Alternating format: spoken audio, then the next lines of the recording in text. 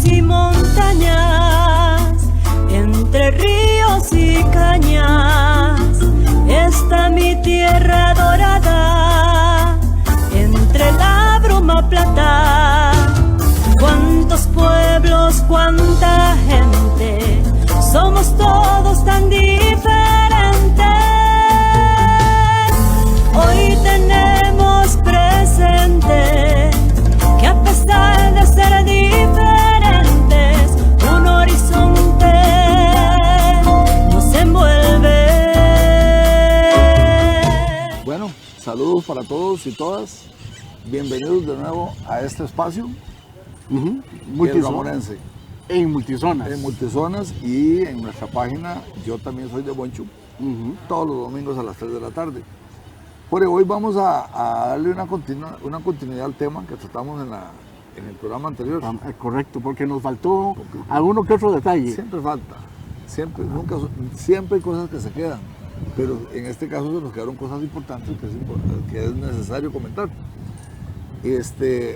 Luego que terminamos el programa, nos acercó nuestro productor y director don Juan y si no hablaron del cañón, ¿verdad? El famoso cañón. Porque sí, hablamos del cañón de cierta manera cuando dijimos que en 1956, para el 11 de abril, se inauguró el monumento a la campaña del 56, donde el cañón dominaba el parque desde un obelisco que se colocó, ¿verdad? Y ahí estuvo por algunos años, hasta que cuando el que quiso hacer una gracia, pero que no le salió, para hacer este parque, demolió cosas como esas. Entonces el cañón empezó como el judío errante, a circular por todo el parque. Y tuvo Ese cañón tiene historia. Sí. Tiene historia. Miren, ese cañón, y los invitábamos a venir a verlo, está aquí al costado sureste del parque. Es un cañón de hierro, legítimo cañón, no es una imitación, no es un juguete, es un cañón verdadero que se le donó al pueblo ramonense por su apoyo, por su pelea, por su tenacidad, por su valentía en la campaña nacional contra los filibusteros. Ese cañón se le entregó por orden del general José Joaquín Mora Porras, hermano del presidente Juanito Mora, se le entregó al coronel Francisco Martínez, un ramonense, al que se le encomendó la tarea de ir con 50 hombres y llevar 2 cañones de 4. Que en ese mismo acto, el general Mora le ordena al Arsenal Nacional que se los entregue, al igual que otras armas, ¿verdad? Entonces, el cañón de 4 se denomina así porque ese cañón que está ahí tiene la capacidad de disparar una bala de plomo que pesa 4 libras. Exactamente. Por eso se denomina cañón de 4. Hay cañón de 6. De 8. Hay de 8. 12 y hasta más. Hasta más, exactamente. Entonces, los ramoneses tomaron algún punto, siempre se me olvida cuando estoy hablando de eso, en el río San Juan.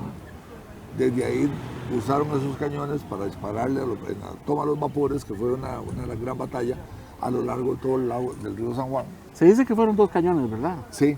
El otro no tengo la menor idea, porque sí tengo el registro, la carta del general ordenando al Arsenal la entrega de 2, pero luego solo sabemos que es este cañón que está acá, lo recibe el pueblo de San Ramón como un gesto simbólico.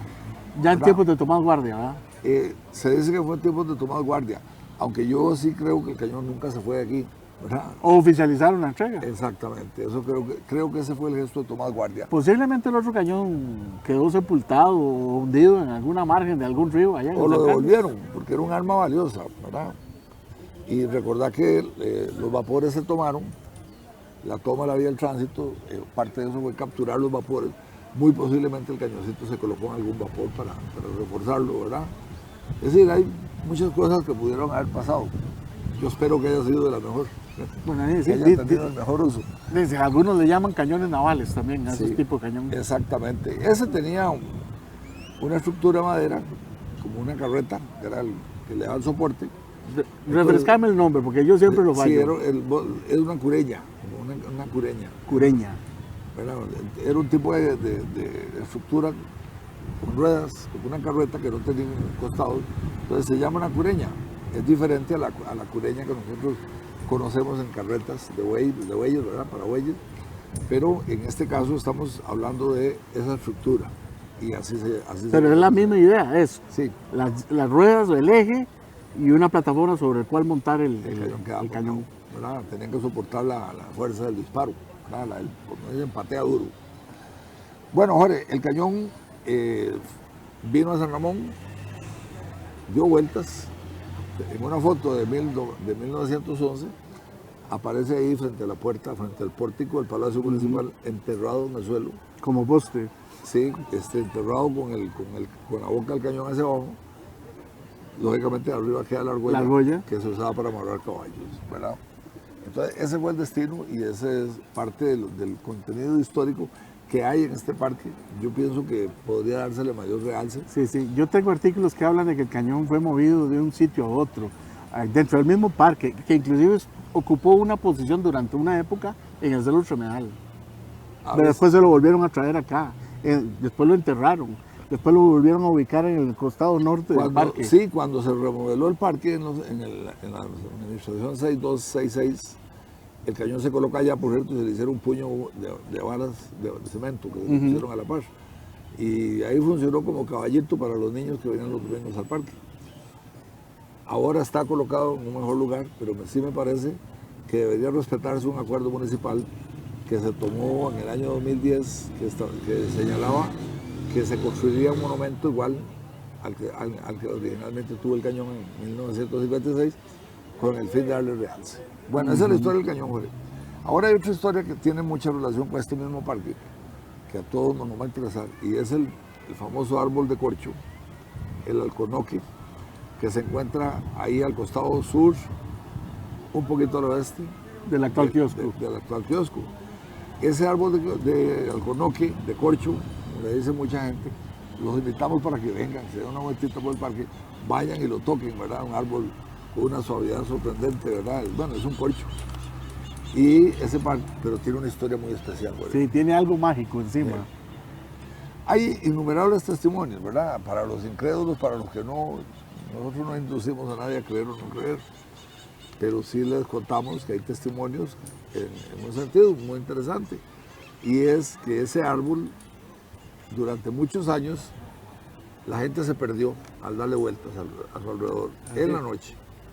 Decían que le tenían que dar un cierto número de vueltas y la persona se perdía dentro del parque. Lo que pasa, Jorge, es que hay otra parte de la historia que habla de innumerables personas que se perdían en el kiosco, en el Parque San Ramón.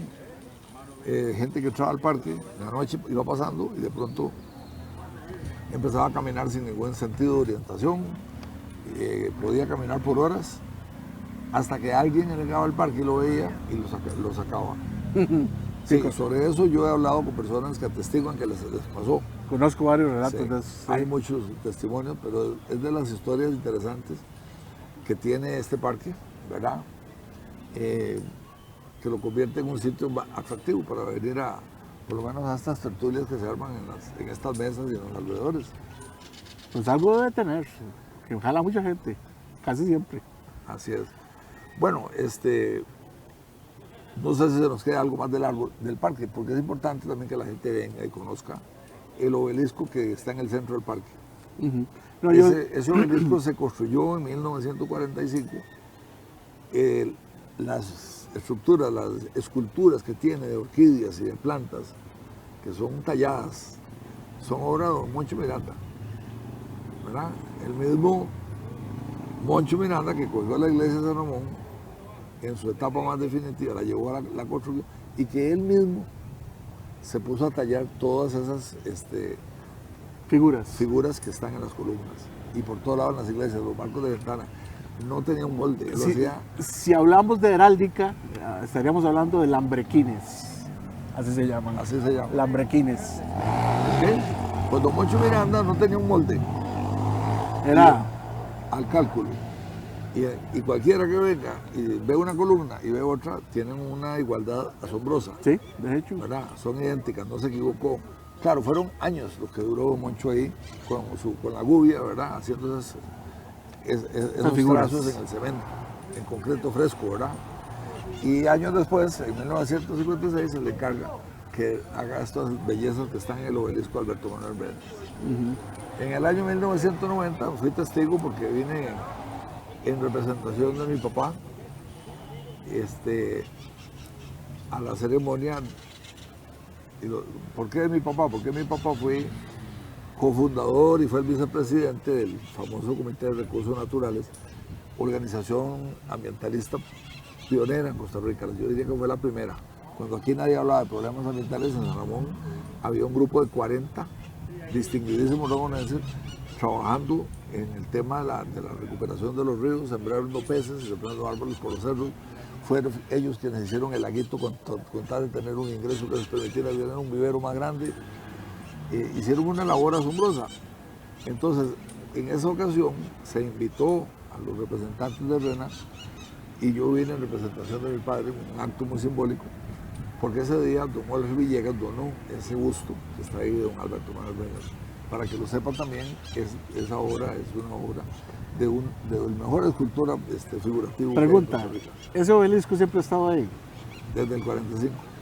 No, el obelisco estuvo acá. Lo corrieron, ¿verdad? Lo corrieron, estaba aquí donde está el Club actual.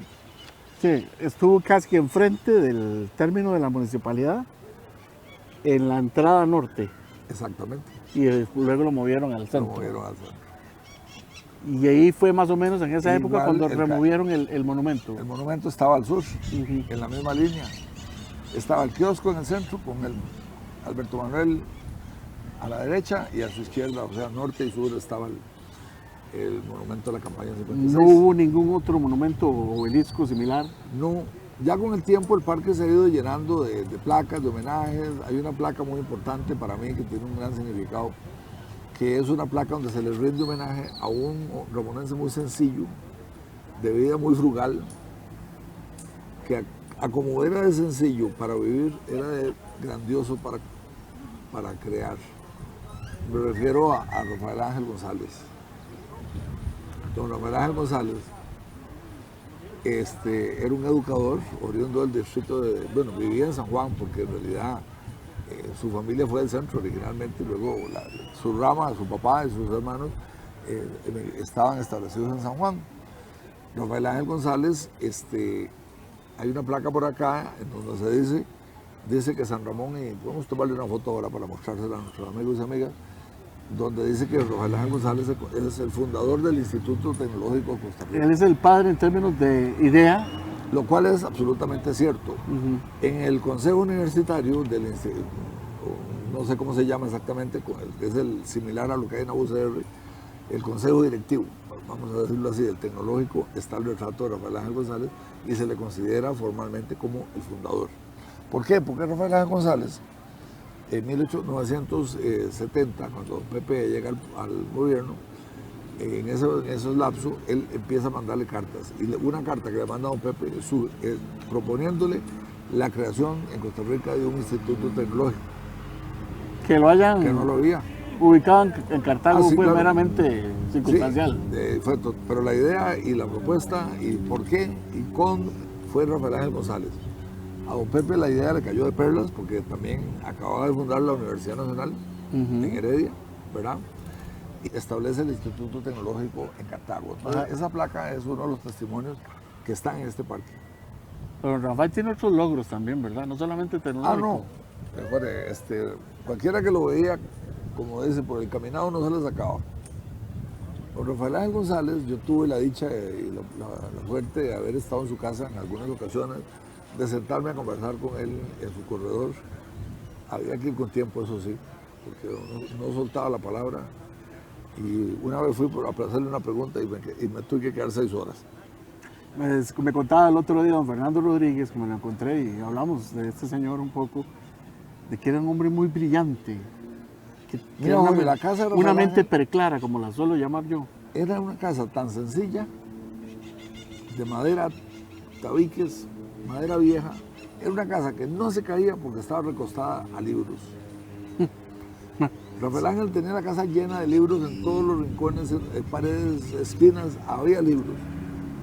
Se parece a la mía. Sí, era un hombre con una cultura amplia, ¿verdad? Ideas universales. Y así de creativo era Rafael Ángel González.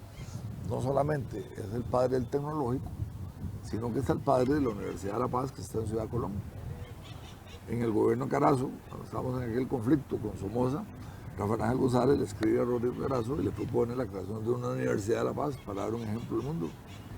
Y Rodrigo Carazo, ni lerdo ni perezoso, acoge la idea y se funda en Ciudad Colón la Universidad para la Paz, que es un organismo, una institución de la ONU. Por lo que veo, el señor esgrimaba muy bien la pluma, con buenas ideas para, digo yo, para esos logros tan Mira, grandes. Es que era muy fácil para él, porque él tenía la argumentación, tenía la capacidad de expresarse, de manifestarse, un conocimiento amplio y justificaba el tema. Y eso no le quitaba el mérito de que era un humilde maestro, que por sus ideas políticas... Maestro. Sí, él era maestro. Y su vida fue de maestro en los lugares más recónditos, porque Rafael Ángel tenía una característica, era acusado de comunista. Ah, Y eso, no, eso decís vos, pero en aquel tiempo eso era un pecado terrible. Entonces Rafael Ángel González siempre lo estaban castigando, mandándolo a un lugar lejano, ¿verdad? Apareció allá en Tronadora, dicho sea de paso, en Tilarán, en Tronadora, allá en los alrededores del Arenal. Hay una faceta de Rafael Ángel que poca gente conoce, y es que Rafael Ángel sale un día dando la clase y se asoma y vuelve a ver hacia el volcán, ve algo extraño, para un camión que va pasando por ahí y le dice: chiquitos, vengan, se me suben todos al camión, y se los llevó. Minutos después vino la explosión y se salvaron todos los niños gracias a la previsión que tuvo el maestro. Rafael Ángel fue un héroe, así fue conocido por su gesto. ¿Qué fue lo que vio Rafael Ángel? Él sabía, ¿verdad? Él logró diferenciar que algo venía. Entonces, esas eran las cosas que tenía Rafael Ángel González, que conste, viene lo paradójico de la historia. Ahora, él coge a los niños y se los lleva hacia Tilarán, pero la orden que dio el Ministerio de Educación fue que los maestros se reunieran en San Carlos, que se conglomeraran en San Carlos, ¿verdad? Todos los de la zona, y a él lo despidieron por haber ido para Tilarán, ¿verdad? Cosas que pasan. sexto sentido, diría Bueno, eso es parte de la obra de Rafael Ángel González. Apúntele también que a principios de los 50, cuando el secretario general de la ONU era el recordado U Thant, era un tailandés que ocupó la Secretaría General de la ONU durante muchos años, y Rafael Ángel González en 1951 le propuso la creación de la Universidad para la Paz, y se hizo en Tokio, Japón. O sea, parte de la obra está fuera del país. Fronteras. Y la Universidad de La Paz, que está en Ciudad Colón, es una réplica, lo que ya él había hecho 19 años antes, porque fue en el 51, y la Universidad para la Paz fue en medio de la crisis contra Somoza. Estamos hablando de 78, ¿verdad? Estamos hablando más bien de 27 años. Entonces, bueno, hoy recordamos a Rafael Ángel González y hablamos tanto de él porque ahí hay una placa que dice que San Ramón y Cartago son ciudades hermanadas, porque Rafael Ángel González ellos lo consideran el fundador del tecnológico, y a Julián Bolio lo consideramos el padre de la cultura ramonense, ¿verdad? Entonces, que eso, Julián Bolio como Cartago y Rafael Ángel como ramonense intercambiaron parabienes, ¿verdad?, entre esos pueblos, de manera que Rafael Ángel González tiene esa consideración, Bueno, en Cartago. Otra cosa ahora que quería comentarles es que alguien nos hablaba, que ¿por qué no hemos hablado de ese tema? Estamos frente al Palacio Municipal Antiguo, ahora Museo Regional, que este edificio tiene un tremendo valor histórico. No solamente fue nuestro Palacio Municipal desde 1877 que se empezó, ¿verdad?, hasta el año 68.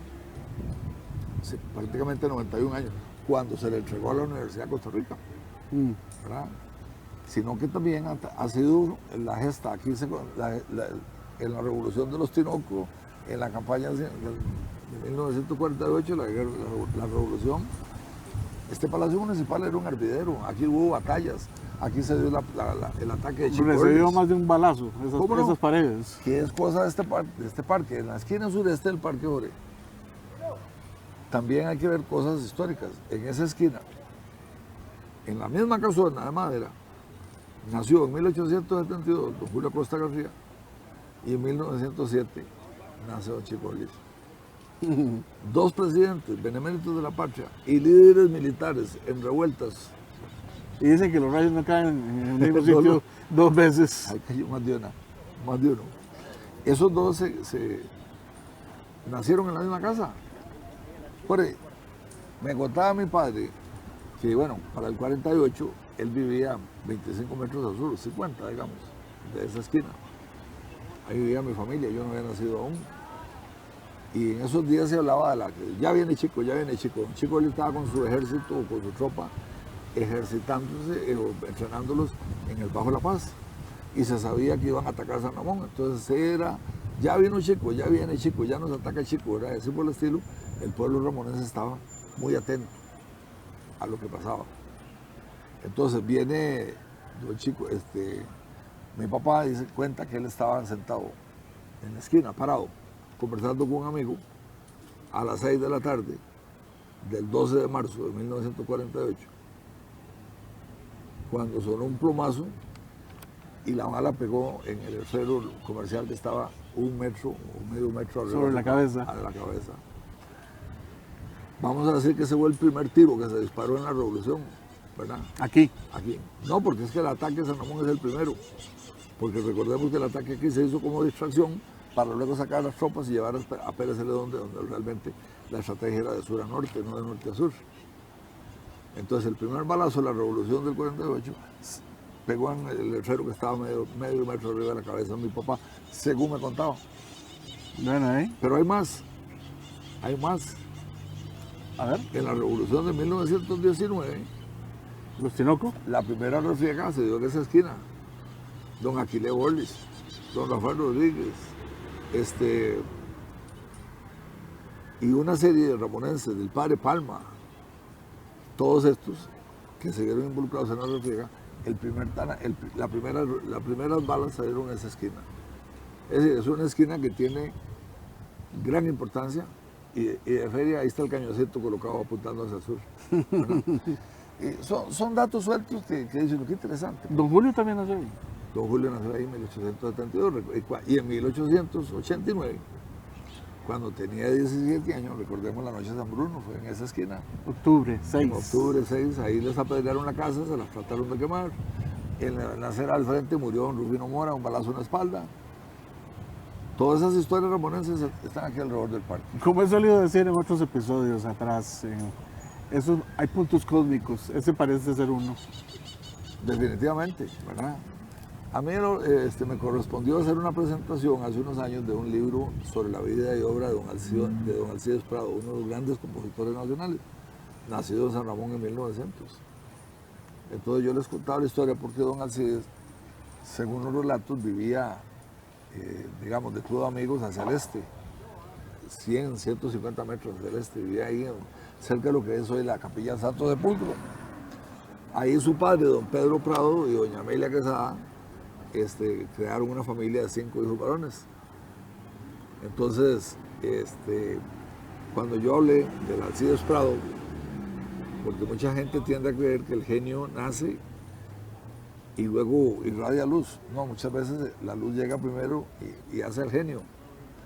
Lo mismo insistía yo con el hecho de don Pepe.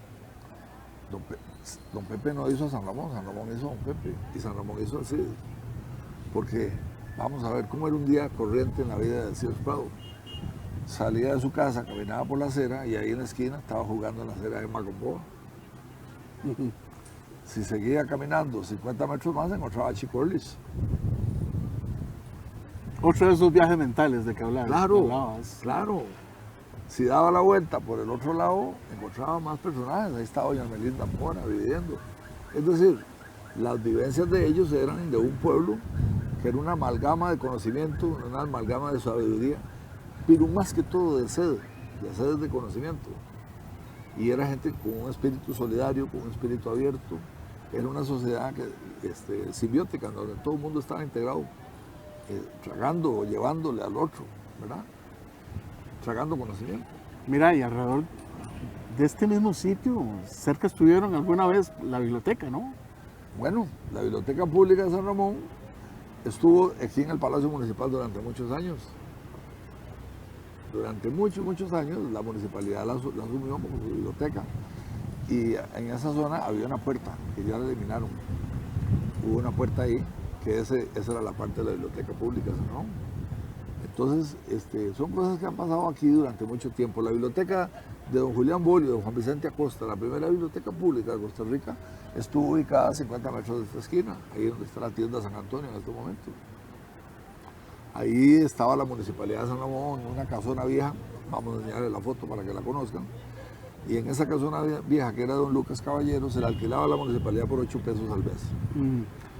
Y ahí se instaló la primera biblioteca pública. Recién había leído yo, pero no sé, hay esos datos que hay que empatar, porque alguien colocaba ahí la visita de Monseñor Tiel a la biblioteca. Ahí fue. Pero vieras que en ese artículo curiosamente colocaban la posición de la biblioteca, y no digo que sea así o no sea así, simplemente lo menciono como un dato interesante a corroborar. Decían que ocupaba uno de los saloncitos de la antigua escuela. Vamos a ver, te lo voy a poner así. Recordad que la escuela estaba ahí donde Sí. está el municipio. La escuela estaba ahí, pero la escuela, recordemos que se inauguró el 15 de septiembre de 1880. Ajá. Y la biblioteca se inauguró el 4 de julio de 1879. O sea que hablando fue... de 14 meses antes. Sí. Entonces la biblioteca se instala en un salón amplio que le brinda la Municipalidad de San Ramón. Así está registrado. ¿Eso qué puede ser? Sí. Recordemos que cuando Monseñor Til viene a San Ramón, se queja a la biblioteca y el cura José Guzmán amenaza con excomulgar a los socios de la biblioteca. Don Lucas Caballero se asusta mucho porque él era el dueño de esa propiedad y tenía pánico de ser excomulgado. Entonces le pide a la municipalidad que por favor quiten la biblioteca de ahí. Eso está siendo 1881. Lo tengo yo registrado por un dato que me diste vos ahora, me pone a patinar pensando que puede ser en el 82, pero no afecta mucho. Entonces me parece que ahí es donde podría ser que un refugio temporal fue... En uno de los saloncitos Claro, de la antigua escuela. Temporalmente. Sí. Porque sí se habla de que la escuela tuvo una biblioteca, que había una entrada principal, veamos la foto de la escuela, central de niñas y varones. Hay una puerta principal donde vos entras a un zaguán, a la izquierda los varones, a la derecha las niñas, y al fondo la biblioteca. Sí, es posible. Y oficinas. Ok, esta misma persona decía que una de las ordenanzas que después de la visita de Til, de haber dicho lo que dijo sobre los libros perniciosos, le dice al cura que cree su propia biblioteca. Yo no recuerdo haber visto ningún registro que hable de la biblioteca de la iglesia, ¿va? No existe. No existen esas bibliotecas. Si existió, no tenemos registro. Sí, ni tuvo ninguna trascendencia. Porque hay una cosa muy sencilla, la estaban tratando de crear para contrarrestar.